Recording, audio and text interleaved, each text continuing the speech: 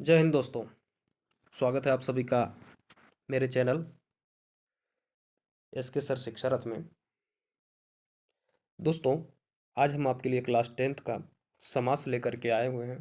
जो हिंदी का समास है, यहाँ से आपके 3-4 नंबर बनेंगे। हमने उपसर्ग प्रत्यय भी करा दिया। अगर आपने वो वीडियो नहीं देखा है तो ज़रूर देखें, ठीक है। अगर आपको नोट्स भी चाहिए, जो हम पढ़ा रहे हैं उस कंटेंट कुछ चाहिए, तो आप हमारे व्हाट्सएप नंबर पे SMS करके वहाँ से प्राप्त कर सकते हैं। ठीक है दोस्तों, आइए शुरू करते हैं आज की क्लास को। क्लास को बिल्कुल मिस नहीं करिएगा लास्ट तक। अगर समास में आज तक आपने कुछ भी नहीं पढ़ा है तो आज के बाद आपको कोई दिक्कत नहीं होने वाली है और आप एग्जाम में एकदम परफेक्ट सही करके आएंगे। आइए देखते हैं।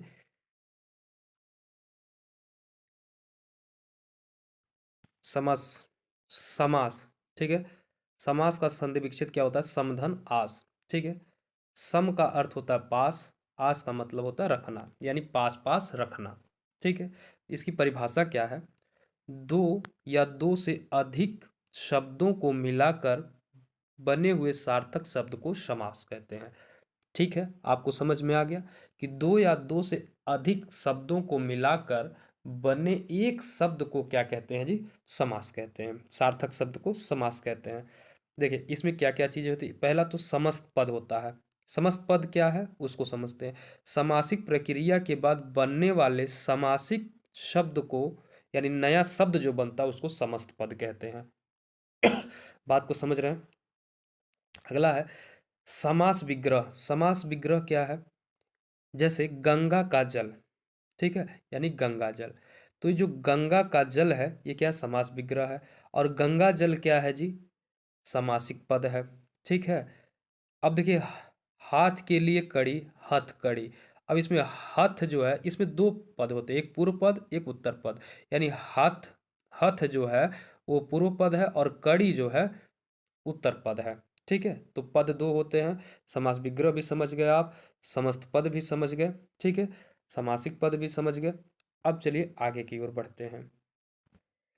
देख लीजिए आपके सामने है समास के प्रकार। समास के प्रकार, समास कितने प्रकार के होते हैं?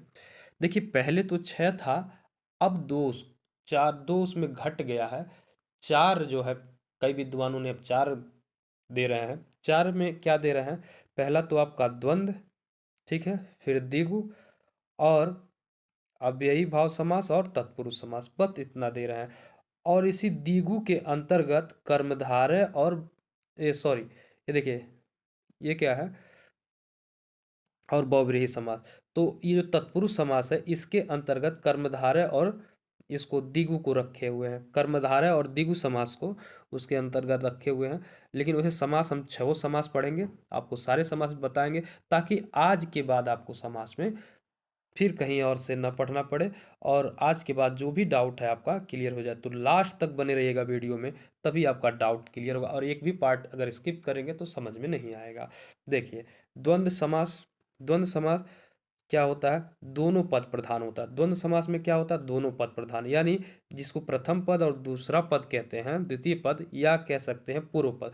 पहले पद को पूर्व पद और दूसरे पद को उत्तर पद कहते हैं। द्वंद्व में योजक चिन्ह लगा होता है।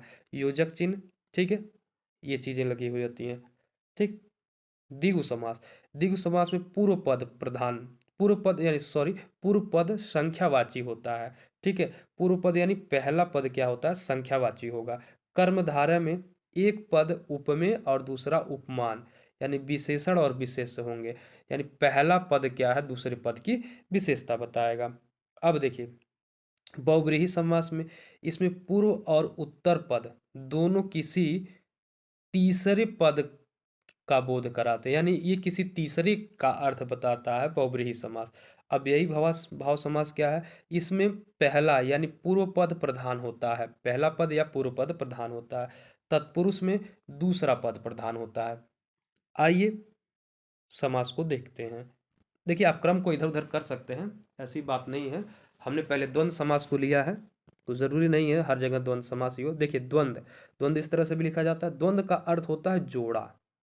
द्वंद्व का अर्थ क्या होता है जी? जोड़ा। जैसे द्वंद्व यानी झगड़ा करते हैं, जब आपका जोड़ा मिलेगा तब हम झगड़ा करेंगे।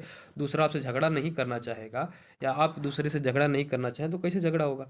अगला है, देखिए, जिस समास के समस्त पदों में दो पद समान हों, दो पद क्या हों, समान हों, वहाँ द्वंद्व समास होता है। इस समास में दोनों पदों को मिलाते समय मध्य स्थिति में योजक लुप्त हो जाता है। जैसे अब देखिए, अन्य जल, बीच में योजक चिन्ह है, ऐसे छोटा सा डैश दिख रहा है आपको, तो अन्य जल, ठीक है। तो वो उसको हटा करके क्या लगा दिया गया है, योजक चिन्ह को हटा करके क्या लगा देते हैं जी, और का प्रयोग करते हैं। तो जहाँ और दिखे समझ जाइए द्वंद्व समास है। देखिए, अन्य जल, अन्य और जल, ठीक है। अपना पराया तो अपना और पराया, देखिए यहाँ पे छूट गया है, तो नीचे देखिए एरो लगा हुआ, तो और समझिएगा। राजा रंक, राजा और रंक, एक तरह से ये भी देख सकते हैं कि एक दूसरे के विपरीत, अत्यधिक यही देखने को मिलता है कि एक दूसरे के विपरीत यानी विलोम ही ये द्वंद्व समास में है। द्वंद्व का मतलब क्या, जब एक दूसरे के आप विपरीत हों, लड़ाई झगड़ा करेंगे, आपके मत के विपरीत होगा यानी उल्टा होगा, तब ना आप झगड़ा करेंगे, नहीं तो आप ही जैसा वो भी रहेगा तो झगड़ा कहाँ होगा। तो ये देखिए, देश विदेश, ये सब क्या है, विलोम है, देश और विदेश, ठीक है, अन्न और जल, ठीक है। अपना का पराया होता है। अब देखिए, पाप पुण्य, इनके बीच में भी योजक चिन्ह लगा हो तो पाप और पुण्य। आटा दाल, ठीक है, आटा और दाल, ठीक है। बुरा भला, बुरा और भला। छोटा बड़ा तो छोटा और बड़ा। तो आपने देखा कि जहाँ जहाँ योजक चिन्ह था, योजक चिन्ह को हमने बदल करके समास विग्रह करते समय हमने क्या कर दिया, और लगा दिया, ठीक है। तो ये सब समस्त पद थे और समास विग्रह थे, ठीक है। तो जहाँ योजक चिन्ह दिखेगा उसको आप क्या कहिएगा, द्वंद्व समास है। ये देखिए एक ट्रिक है, पूरे समास के लिए एक लाइन में पूरा समास खत्म, छह समास खत्म हो जाएगा। देखिए क्या है, जुड़ा उपसर्ग तब बना अव्ययी भाव समास। इसका मतलब समझ रहा है, जब उपसर्ग जुड़ता है किसी शब्द में, उपसर्ग जुड़ा हुआ हो, लगे ऐसा लगे कि आगे उपसर्ग लगा हुआ है, तो वे शब्द हमेशा क्या होंगे, अव्ययी भाव समास। शब्द की विशेषता कर्मधारय बताता है, यानी एक शब्द दूसरे शब्द की विशेषता कौन बताता है, कर्मधारय बताता है, ठीक है। अभी जब हमने शुरू शुरू में स्टार्ट किया तभी बताया। संख्यावाची दिगु बनाए, द्वंद्व में और का लोप हो जाए। अभी देखिए, द्वंद्व में और का लोप हुआ था ना, योजक चिन्ह लग गया था, द्वंद्व में और का लोप हो जाए। नया अर्थ किसी व्यक्ति विशेष का संबंध बहुब्रीही दर्शाता है। ये भी चीज हमने बताया कि नया अर्थ, ठीक है, यानी किसी तीसरे के बारे में वो अर्थ बताता है, ठीक है, दर्शाता है। कारक के चिन्हों का लोप हो जिसमें तत्पुरुष समास कहलाता है, ठीक है। आइए समझते हैं अगले समास को। तो ये एक लाइन आप अगर रट लिए तो अच्छे से आपको पूरा कोई दिक्कत नहीं आने वाली है, ठीक है, समास में। आइए अगले पॉइंट को देखते हैं। अगला है हमारा द्विगु समास। द्विगु समास को समझते हैं जी, वह समास जिसका पूर्व पद संख्यावाची विशेषण होता है, यानी जिसका पहला पद क्या हो जी, संख्यावाची हो, तथा समस्त पद समाहार या समूह का बोध कराते हो, उसे द्विगु समास कहते हैं। जैसे देखिए, ये समस्त पद है और विग्रह है, इनके देखिए, पंचवटी, पंचवटी तो पांच, पांच वटों का समूह, ठीक है। यहाँ पे पहला शब्द क्या है जी, संख्यावाची है। शताब्दी यानी 100 सालों का समूह क्या होता है जी, शताब्दी होता है, ठीक है। षड रस, षड का अर्थ होता है जी छह, तो आगे षड धन रस यानी छह रसों का समाहार। दोपहर यानी दो पहरों का समाहार। सप्ताह 7 दिनों का समाहार। चौराहा, चार राहों का समूह। देखिए, चौ आ गया तो चौराहा हो गया, चार राहों का। सब में पहला शब्द क्या आ रहा है, पहला पूर्व पद क्या हो रहा है जी, आपका सब में पूर्व पद संख्यावाची और उत्तर पद जो है आपका शब्द है। तो पहला पद जहां भी संख्या दिखे, पहला शब्द क्या हो, संख्या को दर्शाता हो, तो वहां पे आपका क्या होता है, द्विगु समास होता है। देखिए, अष्ट अध्याय, अष्ट से 8 हो गया, अध्याय बनी 8 अध्यायों का समाहार, ठीक है। अष्ट सिद्धि, तो 8 सिद्धियों का समाहार। त्रिकोण, 3 कोणों का समाहार, समाहार कहिए या समूह कहिए या समुच्चय कहिए, ठीक है। त्रिभुवन, तीन तीन भवनों का समाहार, ठीक है। सप्तद्वीप, 7 द्वीपों का समाहार। तो जहां जहां देखिए, हर जगह आपको पहला वर्ण क्या मिला है, पहला यानी शुरू के जो पूर्व पद हैं वो क्या है, संख्यावाची, यानी पहला पद हमेशा क्या मिला है, संख्यावाची। ठीक है, तो जहाँ पे पहला पद क्या हो जी, संख्यावाची हो, वहां पे आप क्या करिएगा जी, द्विगु समास आंसर दीजिएगा। ठीक है, हम समझ पा रहे हैं, आपको कोई जो है प्रॉब्लम नहीं होगा इसमें। ठीक है, आप अच्छे से इसको कर पा रहे होंगे।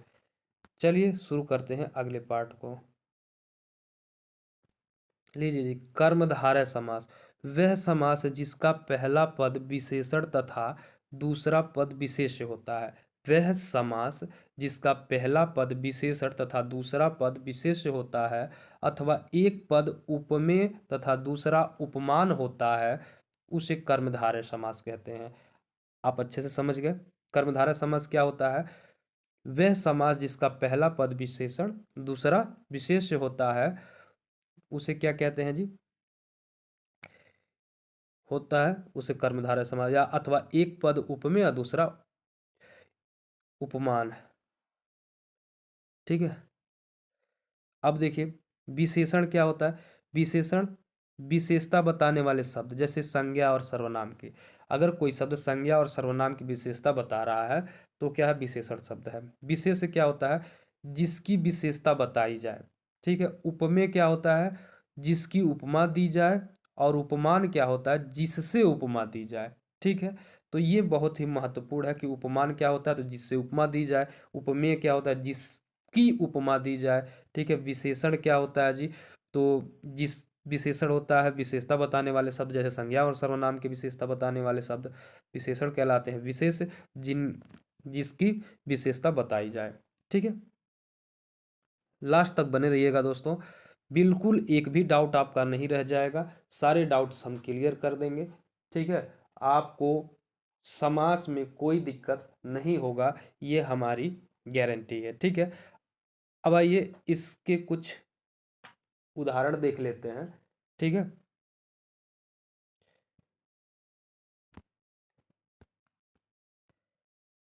देखिए समस्त और विग्रह है।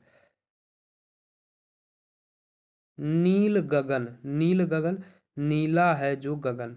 अब देखिए गगन की विशेषता क्या बताया जा रहा है, अग्नि गगन यानी आकाश की विशेषता क्या है जी, नीला है। आकाश कैसा है, नीला है। यानी एक तरह से कह सकते हैं कि प्रश्न करने पे उत्तर देता है कौन, कर्मधारय समास। ठीक है, अगला है देखिए दुरात्मा। ठीक है, यानी बुरी है जो आत्मा। आत्मा कैसी है जी, तो बुरी है। ठीक है, अब देखिए पूर्ण कुंटी, यानी पूर्ण से बनी कुंटी। ठीक है, महादेव, महान है जो देव। ठीक है, कौन है महान, महान है जो देव। ठीक है, पीतांबर, पीत है जो अंबर। अब देखिए ये बहुब्रीहि समास में भी आ जाएगा। ठीक है, पीतांबर यानी पीला है जिसका। ठीक है, अभी देखिएगा कैसे,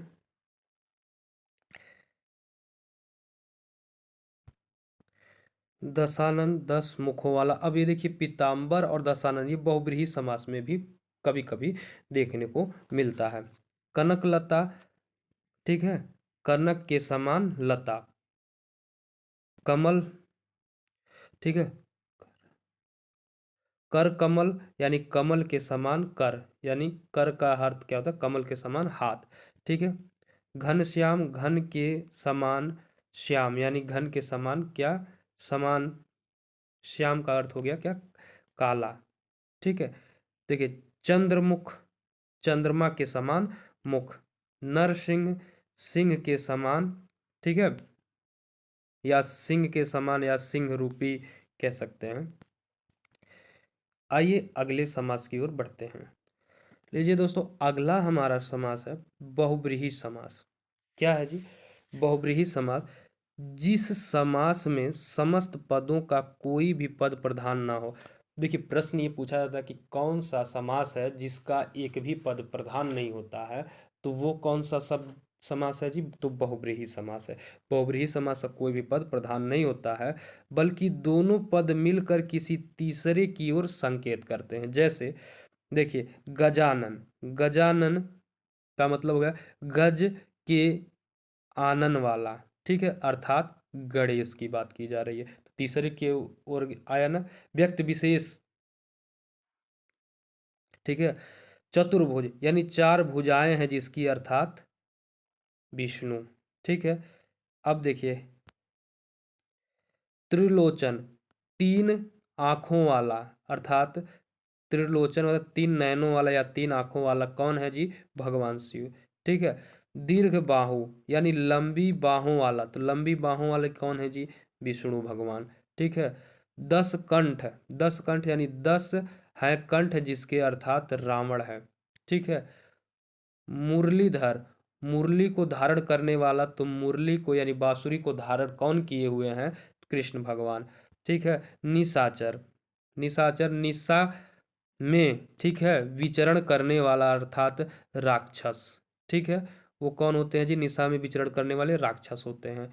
चतुर्मुख अर्थात चार मुख जिसके, चतुर्मुख यानी चार मुख हैं जिसके, अर्थात किसकी बात की जा रही है, ब्रह्मदेव की। अगला हमारा अव्ययी भाव समास। अव्ययी भाव समास क्या होता है, न परिवर्तित होने वाला, अव्यय, ठीक है। अव्यय का अर्थ क्या होता है, न परिवर्तित होना, वह शब्द जिसका पहला पद अव्यय हो एवं उसके संयोग से समस्त पद अव्यय बन जाए, उसे अव्ययी भाव समास कहते हैं। अच्छा, ये तो हो गया परिभाषा। हम कह रहे हैं इसको पहचाने कैसे, कहीं भी आपने उपसर्ग पढ़ लिया, हमने उपसर्ग पढ़ा दिया, कहीं भी ऐसा शब्द दिखे, कहीं भी ऐसा शब्द दिखे, अगर उसमें लग रहा है कि कोई ना कोई उपसर्ग छिपा है, उसको सीधे अव्ययी भाव समास मार दीजिए। जैसे देखिए आजन्म, आजन्म में क्या है, जन्म से लेकर, तो आजन्म में आ क्या है जी, उपसर्ग है, तो उपसर्ग लगा हुआ है, आ उपसर्ग है, आ उपसर्ग से आप लोगों ने बहुत सारे जो है शब्दों को देखा है, ठीक है। अगर नहीं देखा तो आप उपसर्ग वाला चैप्टर जाकर जरूर देखें, आपको समझ में आ जाएगा।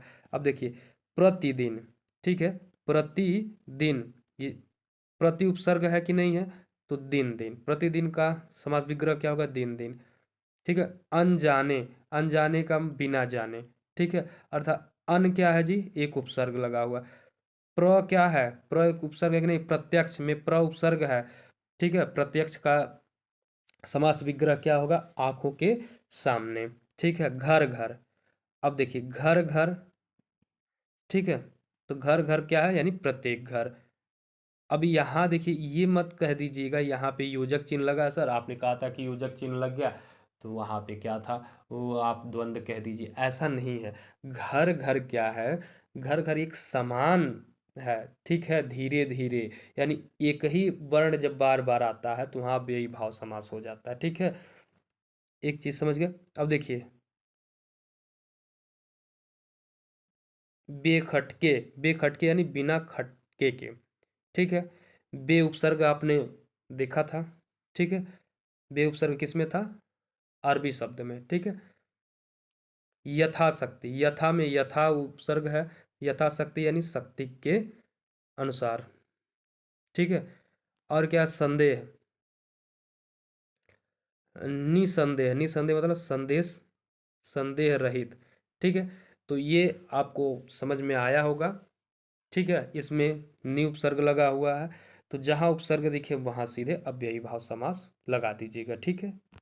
आइए समझते हैं कर्म तत्पुरुष, ठीक है, तत्पुरुष समास के बारे में। तो पहला तत्पुरुष समास में जो पहला समास होता है वो क्या होता है जी, कर्म तत्पुरुष।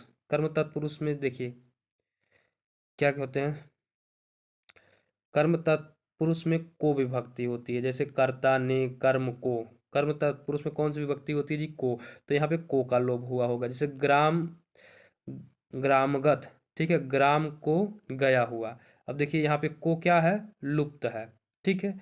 अब देखिए यश प्राप्त यानी यश को प्राप्त, यहाँ भी को छिपा हुआ है, ठीक है। स्वर्गगत यानी स्वर्ग को गया हुआ, ठीक। ग्रंथकर्ता, ग्रंथ को रचने वाला, ठीक है, ग्रंथ को रचने वाला। चिड़ी मार अर्थात चिड़िया को मारने वाला, ठीक है। गृहगत यानी गृह को आगत, तो ये सारी चीज़ें आपको समझ में आई होंगी। ठीक है, इसमें को की जहाँ भी ऐसा लगे कि को की लुप्त हुआ है, वहाँ पे क्या होगा, कर्म तत्पुरुष समास होगा। अब देखिए करण तत्पुरुष, करण की विभक्ति क्या है, से या के द्वारा। ठीक है, तो करण यानी देखिए भूख मरा, भूख से मरा। ठीक है, अकाल पीड़ित, अकाल से पीड़ित। सूचित यानी सुरचित कार्य यानी सूर द्वारा रचित, सूर सुरचित, सॉरी सुरचित था, सुरचित का अर्थ क्या होता है, सूर द्वारा रचित। ठीक है, तो आप समझ पा रहे होंगे। ठीक है, तो दोस्तों चैनल को लाइक और सब्सक्राइब ज़रूर करें, क्योंकि बहुत मेहनत से आप लोगों के लिए कंटेंट हम लिख करके लेकर के आए हुए हैं। आइए देखिए, संप्रदान तत्पुरुष, संप्रदान में के लिए रहता है, जहाँ के लिए गायब दिखे आपको वहाँ पे क्या कर दीजिए, संप्रदान लगा। जैसे ये डाक, डाक गाड़ी, डाक के लिए गाड़ी। प्रयोगशाला, प्रयोग के लिए शाला। यज्ञशाला, यज्ञ के लिए शाला। अब देखिए सब में के लिए के लिए के लिए आया हुआ है, तो के लिए आ गया तो क्या हो गया, संप्रदान तत्पुरुष समास हो गया। ठीक है, अब देखिए अपादान तत्पुरुष समास, अपादान से के शेष होता है, लेकिन ये अलगाव के अर्थ में होता है। जैसे ऋण मुक्त यानी ऋण से मुक्त, यानी ऋण से छुटकारा मिल गया। गुणहीन यानी गुण से हीन। ठीक है, धनहीन यानी धन से हीन। तो सब में से दिखा, तो से दिखा तो क्या कहेंगे जी, अपादान, लेकिन से हो अलगाव के अर्थ में हो। पांचवा है हमारा संबंध तत्पुरुष समास। संबंध तत्पुरुष समास क्या होता है जी, उद्योगपति, जैसे इसमें काकी के जहाँ पे दिखे कि का की के का लुप्त हो रहा है, या नानी ने का लुप्त, या रारी रे का लुप्त हो रहा है, तो वहाँ पे क्या होगा, संबंध तत्पुरुष समास होगा। देखिए जैसे उद्योगपति, उद्योग का पति, देखिए का आ गया, तो का आ गया, क्या आ गया, संबंध हो गया, यानी उद्योग का पति, इसका संबंध किससे, उद्योग से। ठीक है, देव, देव मूर्ति यानी देव की मूर्ति। ठीक है, तो यहाँ भी संबंध है। ठीक है, पराधीन यानी पर के अधीन, तो यहाँ पे देखिए काकी के आ गया, तो जहाँ काकी के दिखे वहां मारिए संबंध। अधिकरण तत्पुरुष समास, आइए इस समास को समझते हैं। इसमें की विभक्ति चिन्ह क्या है जी, में पर। में पर, जैसे गृह प्रवेश, गृह में प्रवेश। अब देखिए में आ गया है, क्या हो गया, गृह प्रवेश। ठीक है, ग्राम, ग्रामवास यानी ग्राम में वास करने वाले। ठीक है, आप बीती यानी आप पर बीती। ठीक है, तो में पर जहां भी दिखे आप क्या मारिएगा, अधिकरण तत्पुरुष समास मारिएगा। नेह तत्पुरुष समास, ये एक अपवाद में है जो कभी कभी पूछ लेता। तो नेह तत्पुरुष समास क्या होता है, प्रथम पद हमेशा क्या होगा जी, नेह तत्पुरुष समास में नकारात्मक, नकारात्मक मतलब पहले ही नहीं कह देगा। जैसे अधीर, अधीर मतलब जिसके अंदर धीर ना, यानी न धीर। ठीक है, असमर्थ, असमर्थ का मतलब जिसके, नहीं सॉरी, अनर्थ, अनर्थ मतलब क्या हो गया, जिसके, ठीक है, अंदर क्या हो, अर्थ ना हो, यानी न अर्थ। ठीक है, अब देखिए अमर यानी न मर। ठीक है, असत्य न सत्य। तो नकारात्मक पहला ही क्या होता है, नकारात्मक होता है पूर्व पद, यानी पहला पद जिसमें नकारात्मक दिखे वह नए तत्पुरुष समास होता है। तो दोस्तों आपको वीडियो पसंद आया होगा, तो वीडियो को लाइक करें, सब्सक्राइब करें और शेयर करें। अब जितना जल्दी आप लोग शेयर करेंगे, लाइक करेंगे, सब्सक्राइब करेंगे और बेल आइकन प्रेस करिए, ताकि जो भी वीडियो डालें आप तक पहुँचे।